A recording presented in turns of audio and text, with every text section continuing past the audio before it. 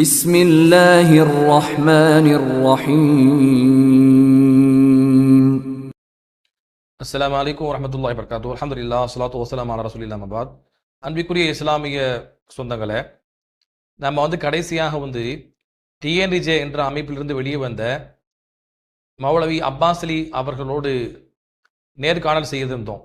அந்த நேர்காணலில் பார்த்தீங்கன்னா, அவர்கள் ஹதீஸ் மறுப்பு தவறு என்று புரிந்து மறுக்கப்பட்ட ஹதீஸ்களுக்கு முறையான விளக்கங்கள் எல்லாம் உண்டு என்ற அடிப்படையில் தான் அவங்க வெளியே வந்ததாக நம்ம விளக்கம் கொடுத்துருந்தாங்க. அதை நம்ம எடுத்து நம்ம பதிவு செஞ்சதுக்கு பின்னால, அதை பரப்பிய பின்னால, அந்த பழைய அண்ணனை ஃபாலோ பண்ணக்கூடிய அண்ணன் பிஜே அவர்களை கண்மூடி பின்பற்றக்கூடிய அந்த மக்கள் என்ன பண்றாங்கன்னா, இவர் பொருளாதார குற்றச்சாட்டின் மூலமா தான் ஜமாத்துட்டு வெளியே போனாரு, மாறாக ஆய்வு செய்ததுதான் ஹதீஸ் மறுப்பு தவறென்று ஆய்வு செய்ததுதான் வெளியே போகல என்று ஒரு குற்றச்சாட்டை வைத்து அவர்கள் தரப்புல பரப்பக்கூடிய காட்சிக்கு பார்க்கிறோம். அவளை என்ன சொல்றான் அப்படின்னு சொன்னோம்னா, அப்பாஸ் அலி மௌலவி என்ன பண்ணாங்கன்னா, அவங்க பொருளாதார குற்றச்சாட்டு அவர் மேல இருக்கிறது, அந்த பொருளாதார குற்றச்சாட்டு அதுக்கு நடவடிக்கை எடுக்கப்படுவதற்கு முன்பதாக ஹதீஸ் மறுப்பு தவறென்று நான் ஆய்வு பண்ணி வெளியே போறேன்னு சொல்லி அந்த ஜமாத்ல இருந்தோம்னா நடவடிக்கை எடுத்துருவாங்கன்னு சொல்லி பயந்துதான் இவர் ஹதீஸ் மறுப்பு தவறென்று ஆய்வு செய்து முடிவெடுத்து சென்றதை போல சொல்லி கொண்டு சென்று விட்டார். ஆனா அது அப்படி கிடையாது, ஆய்வுலாம் செஞ்சு வெளியே போல, பொருளாதார குற்றச்சாட்டை நிரூபிக்கப்பட்டு நடவடிக்கை எடுப்பதற்கு முன்பதாக அது தெரிந்து கொண்டுதான் வெளியே போனார் சொல்லி இவர்கள் பேசக்கூடிய காட்சியை கொஞ்சம் நீங்க பாருங்க. ஆனால் நீங்க ஜமாத்துடைய ஒரு கண்ணியத்தை பால்படுத்துற மாதிரி பல வேலைகளை நீங்க ஈடுபடுறீங்க. இது பண விஷயத்தை நீங்க ரொம்ப வீக்னஸா இருக்கிறீங்க. அது நீங்க வெக்கத்தை விட்டு இப்படி கேட்கறது நல்ல முறை இல்ல, இப்படி நீங்க நடந்து கொள்ளக்கூடாதுன்னு சொல்ல, நான் தவறு செஞ்சுட்டேன், வருத்தம் தெரிவிக்கிறேன், இனிமேல் நான் திருந்திக்கிறேன்னு சொல்றேன். இப்ப கடைசியில சமீபத்தில் நெருக்கத்துல கத்தாருக்கு போறீங்களா, இந்த மாதிரி பிரச்சாரத்துக்கு உங்களை கூப்பிடுறாங்க, இந்த சூனிய விஷயம் பேசணும்ன்றாங்க போது, கத்தார் வேணாம், சவுதி மாதிரி இருந்தால் ஒரு உம்ரா பண்ணிட்டு வந்துடலாம் இல்லையான்னு கேட்டாங்க. சரி ஓகே அப்படின்னு சவுதிக்கு அனுப்பிச்சோம். இப்ப சவுதிக்கு போனதற்கு பிறகு அங்கே அவர்கள் இந்த ஜாலியாத் சென்டர்களோட ஏற்பட்ட சில தொடர்புகள், இங்கே வந்த மறுநாளே என்ன செய்கிறார், இஸ்லாமிக் கல்லூரி சொல்லாம கொள்ளாம ஊருக்கு போயிட்டு, நான் உங்களோட இல்ல, நான் நீங்களாம் ஹதீஸை மறுக்கிறவங்க, ஹதீஸை மறுக்கிற கூட்டத்தோட நான் இப்ப இல்ல, நான் உங்க ஜமாத்துல வெளியேறிட்டேன் அப்படின்னு பேசுறாரு. என்னடா இது, இவர் வேலை இவ்வளவு பெரிய குற்றச்சாட்டு வந்திருக்குது, இவரை கூப்பிட்டு விசாரிக்கிற முன்னாடி இப்படி பேசிட்டு இருக்கிறாரு. இவர் தன்னலத்தின் அடிப்படையில சுயநலத்திற்காக சுயலாபத்திற்காக இதை சொல்லிக் கொண்டிருக்கிறார். இதன் அடிப்படையில் இவர் விலகிக் கொள்வதாக சொல்வாரையானால் அதை ஜமாத் பரிபூர்ணமாக இருக்கிறது.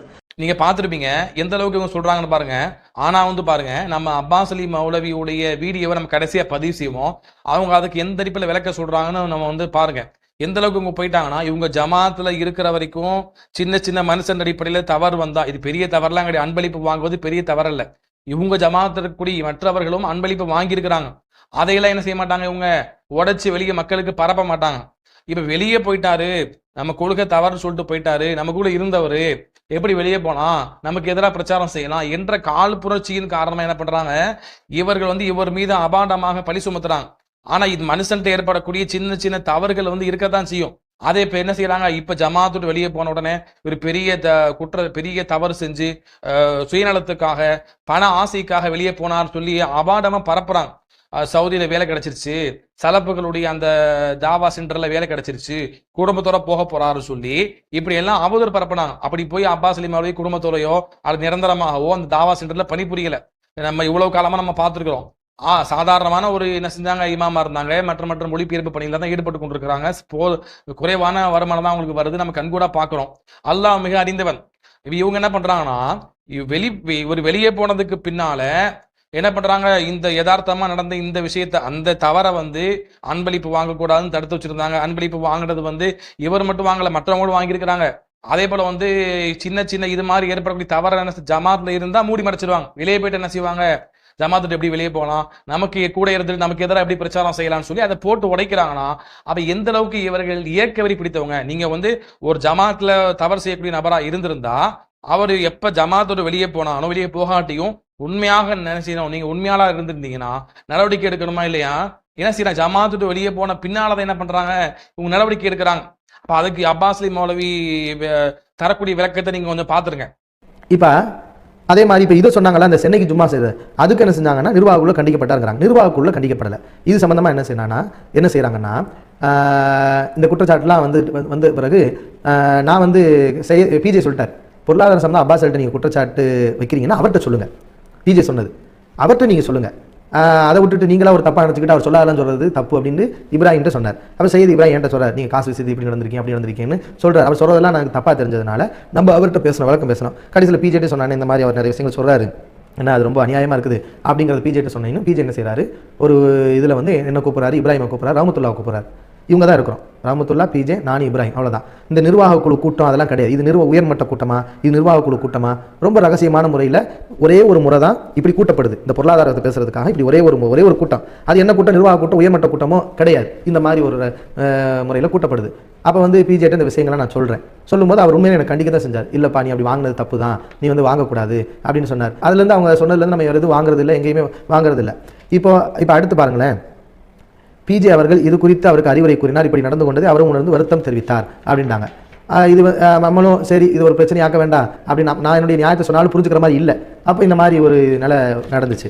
அடுத்து பார்த்தீங்கன்னா, இவரது இந்த பணத்தாசை இவரை கொள்கையை விட்டு வெளியேற்றி விடும் என்ற நிர்வாக குழுவில் ஆலோசனை செய்யும் அளவுக்கு இவரது நிலை இருந்தது. நான் இப்போ நிர்வாகக்குள்ள இருந்தேன், எப்போ நீங்கள் ஆலோசனை செஞ்சீங்கன்னு எனக்கு தெரியல. நானும் நிர்வாகக்குள்ளே இருக்கும்போது தான் இந்த பிரச்சனை நடந்தது, மேலாண்மைக்குள்ளே இருக்கிறேன். அப்போ இது சம்மந்தமாக ஆலோசனை பண்ணுன்னு சொல்கிறீங்க, எப்போ நீங்கள் ஆலோசனை பண்ணீங்க? ஒன்றும் பண்ணலையே. இவர் பண விஷயத்தில் சரியில்லை என்பதால் வெளிநாட்டு மண்டலங்களுக்கு மீண்டும் பழைய சுற்றறிக்கை அனுப்பப்பட்டதுடன் உணர்விலும் போடப்பட்டது. இது எனக்காகவா நீங்கள் போட்டீங்க? இப்படி பல வகை காரணங்கள் இருக்குது. சரி இருக்கட்டுமே. ஆனால் இந்த அறிக்கையை வெளியிடுவதற்கு 10 நாட்களுக்கு முன்பு சவுதி பிரச்சாரம் செய்ய அனுப்பப்பட்டவர் இப்போது ஜமாத் நிலைப்பாட்டை மீறி அன்பளிப்புகள் பெற்று வந்துள்ளார்.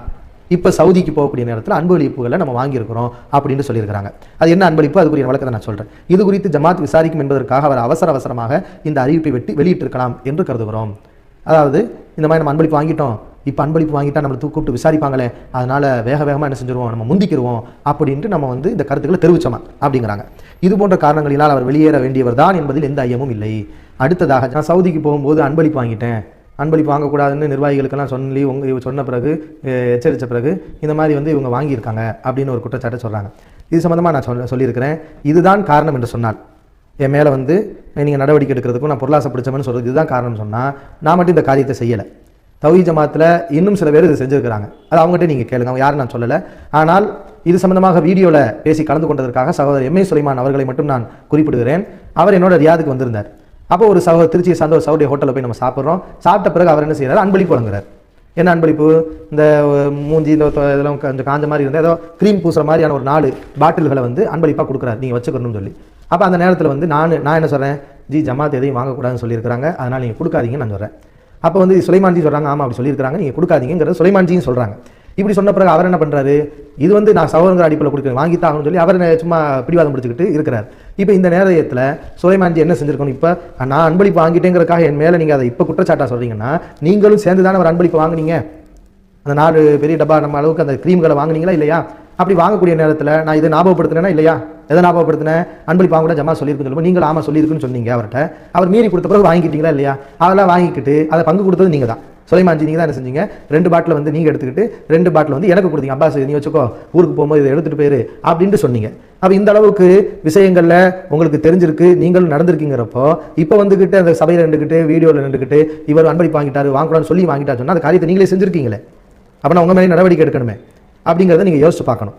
அடுத்த சவர்களே, இப்போ இவருக்கு எப்படி ஏற்பட்டுச்சோ அதே நிலை தான் எனக்கு. நான் அன்பளிப்பு வாங்கினேன், இந்த சவுதிக்கு போகக்கூடிய நேரத்தில் அன்பளிப்பு வாங்கினேன். இவருக்கு எப்படி ஏற்பட்டுச்சோ அந்த மாதிரியான ஒரு நிலை தான் நமக்கு ஏற்பட்டுச்சு. என்னன்னு சொன்னால், ஒரு செல்ஃபோன் இந்த வச்சிருக்கக்கூடிய இந்த செல்ஃபோன் தான், அதாவது லைலா அஃப்லாஜ் அப்படிங்கிற ஒரு ஊருக்கு நம்ம போகிறோம்.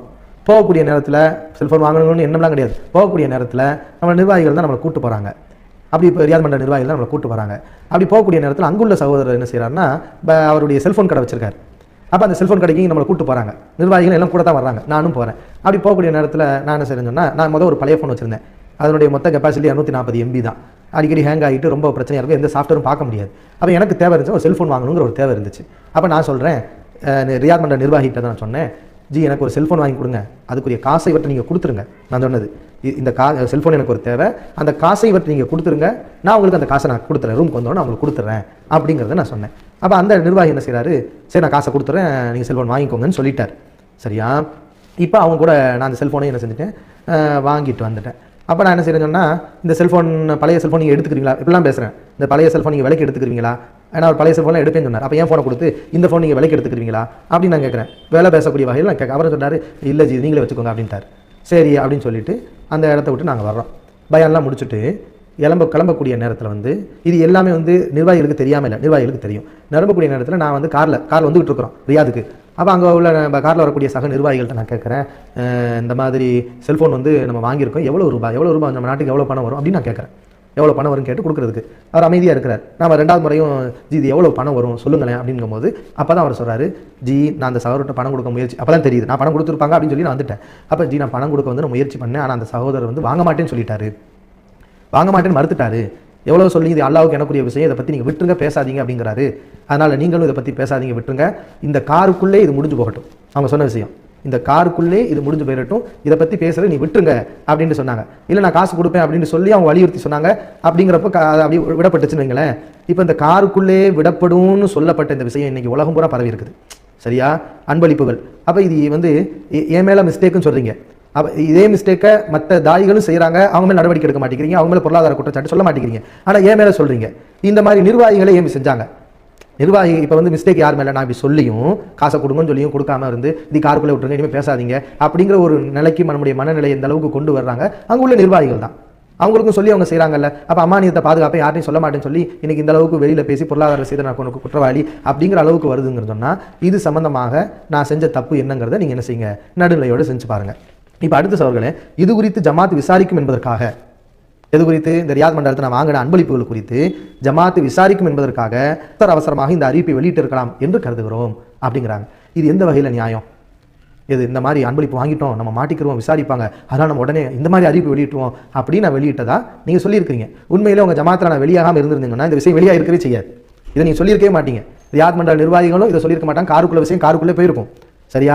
அப்போ இது வந்து இன்னைக்கு இந்த அளவுக்கு ஆயிருக்குன்னு சொன்னால் அப்போ வந்து நான் பயந்து ஒன்று காசுக்காக ஒன்று என் விஷயம் அம்பலமாயிரும் அப்படின்னு சொல்லியிருக்கிறீங்க. அப்படின்னு சொன்னால் நான் வந்து செவ்வாய்க்கிழமை நைட்டே ஜமாத்தை விட்டு விலக போகிறேன்னு உங்களுக்கு தெரியுது. இல்லை நான் சவுதியிலேருந்து வந்து ஒரு வாரம் நான் நாட்டில் தான் இருந்தேன். அப்போ உடனே நீங்கள் என்ன செஞ்சுருக்கலாம், ஏன்ட்ட நீங்கள் கேட்டிருக்கலாம். ரஹ்மத்துல்லாஹ் அவங்க இது சம்மந்தமாக பேசும்போது என்னென்ன சொல்கிறாங்க பாருங்களேன். விசாரணை இருக்கிற நேரத்தில் இப்படி பேசுகிறார். விசாரணை இருக்கிற நேரத்தில் விசாரணை இருக்குன்னு சொன்னீங்களா? இல்லை. அதனால் உங்கள் மீது விசாரணை இருக்கிறது என்று சொன்ன பிறகும் இதெல்லாம் ரஹ்மத்துல்லாஹ் சொல்கிறார். அவங்க மேலே விசாரணை இருக்குது அப்படின்னு நான் சொன்ன பிறகு வேகமாக வந்து இந்த மாதிரி நான் விலகிற ஜமாத்தை விட்டுன்னு சொன்ன மாதிரி ஒரு பொய்யான குற்றச்சாட்டுகளை வச்சிருக்கிறாங்க. ஏன்னா நீங்கள் எப்போ சொன்னீங்க? நான் சவுதியிலேருந்து வந்த பிறகு இப்போ நீங்கள் வாங்கிட்டீங்க, வாங்கின பிறகு உங்கள் மேலே விசாரணை இருக்குது, அதனால் பேசணும் அப்படின்னு நீங்கள் சொல்லியிருந்தா அதுக்கு அப்புறம் நான் அந்த அறிக்கையை வெளியிட்டிருந்தா அப்படி நீங்கள் சொல்கிறது நியாயம். நீங்கள் அது சம்மந்தமாக ஒன்றும் பேசவே இல்லையே, என்கிட்ட ஒன்றுமே நீங்கள் பேசலையே. அப்போ ஏன் நீங்கள் போய் சொல்கிறீங்க? விசாரணை இருக்குன்னு சொன்ன பிறகு இந்த மாதிரி இவர் பண்ணாருன்னு சொல்லி இல்லாத போய் ஏன் சொல்கிறீங்க? சரி, செவ்வாய்க்கிழமை நைட்டே நான் ஜமாத்தை விட்டு விலக போறேன்னு தெரியுதுல, அப்போ நைட்டே பிஜேவுக்கு தகவல் தெரியுது, மாநில நிர்வாகிகளுக்கு தெரியுது, அப்போ நைட்டே உடனே அறிக்கை வெளியிட வேண்டியதானே? இந்த மாதிரி அல்லது என்கிட்ட நைட்டே சொல்ல வேண்டியதானே? நான் தான் அறிக்கை தகவல் ஒன்று வெளியில்லையே. நைட்டே எனக்கு ஃபோன் பண்ணி இந்த மாதிரி நீ வந்து விலக போகிறங்கிற தகவல் வந்துருச்சு, அதுக்கு முன்னாடி உன் விஷயத்தை பேசணும் அப்படின்னு அறிக்கை என் கருத்தை வெளியிறதுக்கு முன்னாடி என்கிட்ட வந்து அவங்க ஃபோன் பண்ணி விசாரணை இருக்குன்னு சொல்லாமல. அப்போ சொன்னாங்களா நான் விலக போகிறேங்கிறது தெரிஞ்ச பிறகும் உன் மேலே விசாரணை இருக்குப்பா, வந்து பேசணும்ப்பா அப்படிங்கிறத அவங்க சொல்லலை. நீ பயந்து ஓடுற அப்படிங்கிறது சொல்லலை. அப்போ என்ன செய்கிறாங்க? இவன் விலக மாட்டான்னு வெயிட் பண்ணிகிட்டே இருந்திருக்கிறாங்க. அப்போ இது காரணம் கிடையாது. இது வந்து திட்டமிட்டு நான் விலகுனதுக்கு ஏதாவது காரணத்தை சொல்லி கொள்கை பிடிக்காமல் போயிட்டாரு, அவங்க சொன்ன கருத்தை தப்புன்னு சொன்னார் அப்படிங்கிற மாதிரிலாம் மக்கள்கிட்ட வந்துச்சுன்னா மக்கள் வேறு மாதிரி சிந்திப்பாங்க. அப்படி சிந்திச்சிடக்கூடாது, ஒரு மோசமான ஆளாக காட்டணும் அப்படிங்கிற ஒரு தப்பான நோக்கம் தானே இதில் இருக்குது. அப்போ நீங்கள் என்ன செய்றீங்க? நைட்டே உங்களுக்கு தகவல் தெரிஞ்ச பிறகும் நீங்கள் ஒன்றுமே சம்மந்தமாக என்கிட்டையும் பேசலை, மாநில நிர்வாகி யாருமே என்கிட்ட பேசலை, ரஹ்மத்துல்லாஹ் பேசலை, எம்ஐ பேசலை, பிஜே யாருமே பேசலை. அப்போ மறுநாள் காலையில் வரைக்கும் எந்த தகவலும் யாரும் தொடர்பான தெரிஞ்சிருச்சு, நான் விலக போகிறேங்கிறது தெரிஞ்சிருச்சு. நான் வந்து வெளியிடுறேன். என்ன வெளியிடுறேன்? இந்த மாதிரி நான் எனக்கு இந்த கொள்கை பிடிக்கலை, இது தப்பாக தெரியுது, அது அல்லாஹ் ரசூலுக்கு முரணா தெரியுது அப்படிங்கிற அந்த விஷயத்தை வெளியிட்டோனையுமே அப்போ தான் என்ன செய்கிறாங்கன்னா அப்பாஸ் அலியை பற்றி உள்ள தகவல் வந்து சீக்கிரத்தில் வரும். அவளை அப்பாஸ் அலி பேசி தான் பார்த்துருப்பீங்க எந்த அளவுக்கு இதில் எனக்கு உண்மை புரிஞ்சிருக்கும் உங்களுக்கு. அதாவது ஜமாத்தில் இருக்கிற வரைக்கும் இவரை போல அப்பாஸ் அலி மௌலவியை போல மற்றவங்க அன்பளிப்பு வாங்கியிருந்தாங்கன்னா அவங்கள வந்து என்ன செய்ய மாட்டாங்க, வெளிப்படுத்த மாட்டாங்க. இதே அப்பாஸ் அலி மௌலவி ஜமாத்தில் இருந்திருந்தாருன்னா அதை வெளிப்படுத்திருக்க மாட்டாங்க, பெரிய தவறா சித்தரிச்சிருக்க மாட்டாங்க. இப்போ ஜமாத்தை விட்டு வெளியே போகட்டு என்ன பண்றாங்க, பெரிய தவறா சித்தரிக்கிறாங்கன்னா அப்ப இவர்களுடைய இந்த நிலைப்பாட மக்கள் புரிந்து கொள்ள எந்த அளவுக்கு போறாங்க. இதை நீங்க பாருங்க, இப்படி எல்லாம் தேவையில்லாம நியாயத்திற்கு மாற்றமாக அநியாயமாக ஒருவருடைய குறையை வெளிப்படுத்தினாங்களா இல்லையா? அப்ப இவர் ஏன் ஜமாத்தை விட்டு வெளியே போன ஒரே காரணத்திற்காக ஒரு கொலையை வெளிப்படுத்தி என்ன பண்ணாங்க, அசிங்க கேவலப்படுத்தினாங்களா இல்லையா? அல்லாஹ் என்ன பண்ணா பார்த்தோமா எவ்வளவு பெரிய அல்லாஹ் கேவலப்படுத்தினா. இதே இந்த வீடியோல பேசக்கூடிய கோவை ரஹமத்துல்லா சையத் இப்ராஹிம் எவ்வளவெல்லாம் கேவப்படுத்தினா. பிஜே வந்து கடமையை திட்டினாரு. பிஜேவும் வந்து நீ மார்க்க சொல்ல தகுதியானவனா, நான் மார்க்க சொல்ல தகுதியானவனா என்று பேசிக்கொள்ளலாம் என்று உட்கார்ந்து பேசுறாங்க மணிக்கணக்கா. அதை கேட்பதற்கு கூச்சமா இருக்கு, கேட்க முடியல. அந்த அளவுக்கு வந்து அவங்க பேசுறாங்க. நீ தான் வந்து அந்த பொம்பளையை வச்சிருந்த, நீ இந்த பொருளாதார குற்றச்சாட்டு உனக்கு இருக்கு, நீ அந்த வசூல் பணத்தை ஆட்டையை போட்ட என்று சொல்லி பிஜே சொல்ல, பிஜேவை வந்து கோவை ரஹமத்துல்லா வந்து அதே மாதிரி குற்றச்சாட்டை வைக்க இப்படி எல்லாம் அல்லாஹ் என்ன பண்ணா கேவலப்படுத்தி சுக்குநூறாக்கி விட்டான். நபி இது இப்படியெல்லாம் இஹ்லாஸாக மார்க்கத்தை ஆய்வு செய்து ஹதீஸ் மறுப்பு தவறென்று புரிந்து வெளியே போனவங்களை நீங்க இப்படியெல்லாம் கேவலப்படுத்துனீங்கன்னா அல்லாஹ் சும்மா விடுவானா? அதுக்கு பின்னால என்ன பண்ணா, பிஜேல இருந்து கோவை ரஹமத்துல்லா, சையத் இப்ராஹிம் எல்லாத்தையும் என்ன பண்ற, யாரெல்லாம் இப்படியெல்லாம் வாயடிச்சாங்களோ அவங்க எல்லாத்தையும் கேவலப்படுத்திட்டாங்களாம். சகோதரர் அல்தாஃபி தவிர்த்து அவர் அதுல ஈடுபடல. ஆனா அவர் என்ன பண்ணாங்க, அவரை இவங்க கேவலப்படுத்தினாங்க. அல்தாஃபியை தேவையில்லாம முபாஹால கூட்டு கேவலப்படுத்தியதுக்கு பின்னால பிஜே வெளியே போறாரு, அவர் பொம்பளை விஷயத்துல மாற்றாரு, அதை வச்சு ஜமாத் நடவடிக்கை எடுத்து வெளியேற்றுறாங்க. அதுக்கு பிறகு பிஜேக்கு கோவை ரஹமத்துல்லாவுக்கு பெரிய பெரிய அளவுல நீயா நானான்னு போட்டி வச்சு அங்க நான் கூசக்கூடிய வார்த்தைகளை பேசுறாங்க. அதை கேட்க சகிக்காத அப்படிப்பட்ட வார்த்தையை பேசுறாங்க. இப்படியா அல்லாஹ் ஏன் கேவலப்படுத்துறான்? நீங்க இயக்கத்துக்காக ஒரு ஜமாத்துக்காக நீங்க செயல்பட்டீங்க, சத்தியத்திற்காக மார்க்கத்துக்காக நீங்க செயல்படவில்லை. ஒருத்தர் ஜமாத்து வெளியே போனார்னா அவர் அவருடைய குறைகளை, சாதாரண குறைகள் தான், அது பெரிய அளவுல உள்ள விஷயங்கள் கிடையாது. அதெல்லாம் பெருசா பகிரங்கப்படுத்தி பூதாகரப்படுத்தி இல்லாத ஒன்னோட ஒன்ன சேர்த்து வச்சு பேசி இப்படி எல்லாம் கேவலப்படுத்தினா இல்லையா? அல்தாபி அவரை கேவலப்படுத்துனீங்க. இதுக்கு எல்லாம் சேர்த்து என்ன பண்ண அல்லாஹ் பெரிய ஒரு பாடத்தை போட்டிருக்கணும் இல்லையா? அப்படி இருந்தாலும் பாருங்க, உங்களுக்கு புத்தி வருமா? புத்தி வராது. என்ன செய்ய, பழைய இதை எடுத்து என்ன பண்றாங்க, மறுபடியும் பரப்பி கொண்டிருக்கிறாங்க. அல்லாஹ் பயந்து இன்னைக்கு பாருங்க, என்ன சகோதரர் பிஜே இன்னைக்கு சமீபமா பாத்தீங்கன்னா இலங்கையில உள்ள ரூஹுல் ரஸ்மின்னு சொல்லக்கூடிய ஒரு நபர் என்ன பண்ணாரு, அண்ணன் போன் போட்டு பேசுறாராம். அது யதார்த்தமா போன் போட்டு பேசுறாராம். யதார்த்தமா அண்ணன் உங்களை கேள்வி கேட்கிறேன், எனக்கு இதுல பதில் தாங்க, ஞாயிறு நேரலையில பதில் தர முடியுமா அப்படின்னு கேட்கிறாராம். அதுக்கு அண்ணன் பிஜே என்ன சொல்றாரு, எனக்கு அப்பெல்லாம் பதில் தர வாய்ப்பு இல்லை, நீங்க இப்பயே கேளுங்கன்னு சொல்லி யதார்த்தமா அவங்க பேசுறாங்களாம். யதார்த்தமா கேள்வி கேட்கிறாராம். உடனே பிஜே என்ன பண்றாரு, அந்த ரூல் ரஸ்மி என்ன கேட்கிறாருன்னா, அந்த வீடியோ நீங்க பார்த்திருப்பீங்க, என்ன கேட்கிறாரு, அந்த ஆடியோல பேசக்கூடியதை எடுத்து போட்டிருக்கிறான், அந்த கால் ரெக்கார்டிங்க. அது என்ன சொல்றாரு பிஜே, இந்த ரூஹல் ரஸ்மி என்ன கேட்கிறாரு பிஜேட்ட, அண்ணே முந்தி மாதிரி தவீது தாய்க்கள் இஹ்லாஸா பணி செய்யறது இல்லை, எல்லாம் சொத்து சேர்க்க தான் ஆசைப்படுறாங்க, இஹ்லாஸ் இல்லை, பணி பெருசா செய்யறது இல்லைன்னு சொல்லி கேட்க, அண்ணன் என்ன பண்றாரு, அப்படியே இவங்களெல்லாம் வசூல் பண்ணி எல்லாத்தையும் ஆட்டையை போடுறாங்க, அப்படி ஆட்டையை போட்டு தான் நிறைய சொத்து சேர்க்கிறாங்கன்னு சொல்லி தரக்குறைவாக அண்ணன் பிஜே பேசினாரா இல்லையா? தான் மட்டும்தான் உத்தம மாதிரியும், தான் மட்டும் தான் எந்த ஒரு காசிக்கும் மக்கள்கிட்ட வாங்காத மாதிரியும், இவர் மேல பல குற்றச்சாட்டு இருக்குது, பல சூப்பர் மார்க்கெட் ஓபன் பண்ணி வச்சிருக்கிறாரு என்றெல்லாம் சொல்றாங்க. அல்லாஹ் நமக்கு அறிந்தவன். அப்ப இவர் தரப்புல உள்ள அந்த விஷயங்கள் எல்லாம் சரியா. ஆனா இவர் மட்டும் தான் தூய்மைவாதியாம். மற்றவங்க எல்லாம் எல்லாத்தையும் இவர் கை வைக்காத ஆள் யாரா இருக்காங்களா? அண்ணன் பிஜே எந்த தௌஹீத் அறிஞர இவர் நல்லவரு, தான் கூட இருந்தா மட்டும்தான் நான் பேச மாட்டார், தன்னை விட்டு வெளியே போயிட்டான். ஆனா எல்லாத்தையும் கேவலப்படுத்திருக்கிறார். அல்லாஹ் என்ன பண்ணா, இவர் அதுக்கு மேல கேவலப்படுத்தினான். இப்ப இன்னைக்கு பாருங்க, இன்னைக்கு பிஜே இந்த தாத்தா ஜால உள்ள டிஎன்ஜில உள்ள அறிஞர்களை மிக கேவலமா அந்த ஆடியோல பேசியிருக்கிறார். அந்த கால் ரெக்கார்டிங்ல அதை பார்க்கவே முடியல. அந்த அளவுக்கு கேவலப்படுத்தி பேசி மட்டப்படுத்தி பேசி அந்த டிஎன்ஜி அமைப்புக்கு வசூல் கொடுக்க கூடாதுங்கிற அடிப்படையில அவங்க ஜமாத்தை எப்படியா ஒழிக்க வேண்டும், தன்னை விட்டு தனியே நான் இருந்து உருவாக்குற ஜமாத்தை என்னை விட்டு வெளியேற்றிட்டான். அப்ப இனிமே என்ன செய்யணும், அவ ஜமாத்துக்கு எதிராக தான் எல்லாமே பண்றாரு. எந்த அளவுக்கு போயிட்டாரு, முன்னால சூனியத்தை நம்பக்கூடிய மக்கள் முஷிரிக்கு பின்பற்றி தொழக்கூடாதுன்னு சொல்லி இருந்தார். இப்போ பாத்தீங்கன்னா இப்ப தொடரலாம், அவங்க முஷிரிக்கு இல்லைன்னு சொல்றாரு. ஏன் அப்படி மாத்திக்கிட்டாரு அப்படின்னா, இப்ப திகேனிஜ கூட மக்கள் சேர மாட்டான், பிரிஞ்சு போயிடுவான். இப்படி எல்லாம் அவருடைய சூட்சமத்தை நம்ம பார்க்கணும். இதெல்லாம் அவங்க நமக்கு நன்கு புரிஞ்சிருக்கிறாங்க, திகேனிஜில உள்ள மக்கள் நன்கு புரிஞ்சிருக்கிறாங்க. அப்ப நீங்க என்ன செய்யுங்க, மறுபடியும் இப்படி எல்லாம் ஜமாத்துல இருந்தா மட்டும் யோக்கியம், ஜமாத்துல வெளியே போனோம்னா அயோக்கியம், அதோட இவருக்கு ஆதரவு தெரிவிச்சா எல்லாம் நல்லவங்க, ஆதரவு தெரிவிக்காம எவெல்லாம் வெளியே போறாங்களோ அவங்களெல்லாம் மோசமானவங்க சித்தரிக்கிறாருன்னா, அப்ப எப்படி இவர் மார்க்கத்துல அணுகியிருப்பாரு? தான் கூட பழகிய மக்களையே இப்படி அவதூறு பேசி அல்லது அசிங்கப்படுத்தி குற்றங்களை குறைகளை மறைக்க மார்க்க சொல்லி இருக்கும்போது வெளிப்படுத்தி பேசுறாங்கன்னா, அப்ப மார்க்க விஷயத்துல எப்படி ஒரு ஆய்வு செஞ்சிருப்பாரு? நியாயமா இருந்திருப்பாரா? அல்லாஹ் அஞ்சு செயல்பட்டிருப்பாரா? அப்ப இவருடைய ஆய்வு என்ன செய்யுங்க, நீங்க தயவு செய்து எடுத்து நீங்க மீளாய்வு செய்யுங்க. அதுதான் நம்ம கேட்டுக்கொள்றோம். அப்ப எல்லாம் மறுக்கப்பட்ட ஹதீஸுக்கு விளக்கம் இருக்கு. அந்த விளக்கத்தை எதையும் எடுத்து படிக்காம என்ன செய்றீங்க, நீங்க கண்மூடித்தனமா அவரை பின்பற்றுறீங்கன்னா, இன்னைக்கு இவ்வளவு நடந்து இவ்வளவு உங்களை கேவலப்படுத்தி இவ்வளவு அட்டுழியம் பண்ணதுக்கு பின்னாலையும் நீங்க இவரு கொண்டு உங்களுக்கு கொடுத்த அந்த ஹதீஸ் மறுப்பை எடுத்துக்கொண்டு நீங்க செயல்படுறீங்கன்னா, நீங்க எந்த அளவுக்கு நீங்க இவருடைய விஷயத்துல நீங்க இன்னும் சுதாரிக்காம இருக்கீங்க என்று புரிந்து கொள்ள வேண்டும். எனவே அல்லாஹ் ரப்பல் ஆலமீன் மார்க்கத்தை முறையாக படித்து தெளிவு பெறுங்க. தெளிவு பற்றீங்கன்னா, யார் ஆய்வாளர், யார் மார்க்கத்தை சரியா சொல்றாங்க, யார் தன்னுடைய மன இச்சைக்கு ஏற்ப மார்க்கத்தை வளைக்கிறாங்க, யார் மன இச்சைக்கு ஏற்ப விளக்கங்களை எல்லாம் மறைச்சு விட்டு ஹதீஸை மறுக்கிறாங்க என்று புரிந்து கொள்வீர்கள். அல்லாஹ் ரப்பல் ஆலமீன் மார்க்கத்தை முறையாக ஆய்வு செய்து பின்பற்றி மக்களுக்கு சொல்லக்கூடிய நல்ல மக்களாக மாறுவதற்கு அருள் செய்வானாக. அஸ்ஸலாமு அலைக்கும் வரஹ்மத்துல்லாஹி வபரகாத்துஹு.